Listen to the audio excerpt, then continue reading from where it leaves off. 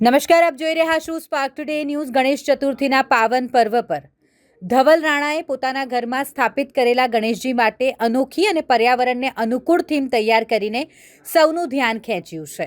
ધવલે આ વર્ષે નારિયેળી થીમ પર ગણપતિજીની સ્થાપના કરી છે, જે તેમની કળા અને પર્યાવરણ પ્રત્યેની જાગૃતિનો સુંદર દાખલો પૂરો પાડે છે. ધવલ રાણાએ જણાવ્યું કે તેઓ વર્ષોથી પોતાના ઘરે શ્રીજીની સ્થાપના કરતા આવ્યા છે, પરંતુ આ વર્ષે તેમણે કંઈક નવું અને અલગ કરવાનો વિચાર કર્યો. તેમણે એક વિડીયોમાં નારિયેળમાંથી બનેલા ગણપતિનો વિચાર આવ્યો હતો અને આ વિચારને વાસ્તવિકતામાં ફેરવવા માટે ધવલે જાતે જ આખી કલાકૃતિ તૈયાર કરવાનું શરૂ કર્યું. આ અદ્ભુત કલાકૃતિને બનાવવા માટે તેણે કુદરતી સામગ્રીનો ઉપયોગ કર્યો, જેમાં મુખ્યત્વે બાસ્કેટ, નાળિયેરના કૂચા અને રૂનો સમાવેશ થાય છે. ધવલે જણાવ્યું કે આ નારિયેળી થીમ તૈયાર કરવામાં તેને 3 થી 4 દિવસનો સમય લાગ્યો. તેણે પોતાના હાથે બનાવેલી આ સુંદર કૃતિ દ્વારા ગણેશજીની સ્થાપના કરી, જે પર્યાવરણને નુકસાન પહોંચાડ્યા વગર તહેવાર ઉજવવાનો સંદેશ આપે છે.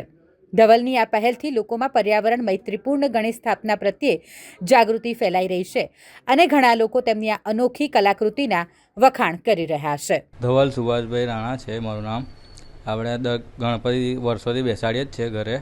આપણે આ વખતે નારિયેળની થીમ રાખવામાં આપેલી છે અને નારિયેળની થીમમાં મેં જાતે જ ઘરે બનાવ્યું છે નારિયેળ.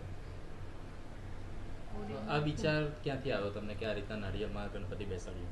આ વિચાર મેં ખાસા ટાઈમથી જોયેલું હતું વિડીયો, તો પછી જાતે ઘરે મેં ટ્રાય કરીને બધું બનાવ્યું છે. બનાવવામાં શું શું વસ્તુનો ઉપયોગ થયો છે અને કેટલો સમય લાગ્યો? બનાવવા માટે મને આપણે ટોપલી લીધી છે અને એની અંદર બહારથી નારિયેળના જે આપણે કૂચા આવે છે, ઓરિજિનલ નારિયેળ આવે ને આપણે એ કૂચા છે અને અંદર રૂનું વ્હાઈટ છે એ રૂનું કર્યું છે. કેટલો ટાઈમ લાગ્યો બનાવતા? મને ખાસા 3-4 દિવસ થઈ ગયા.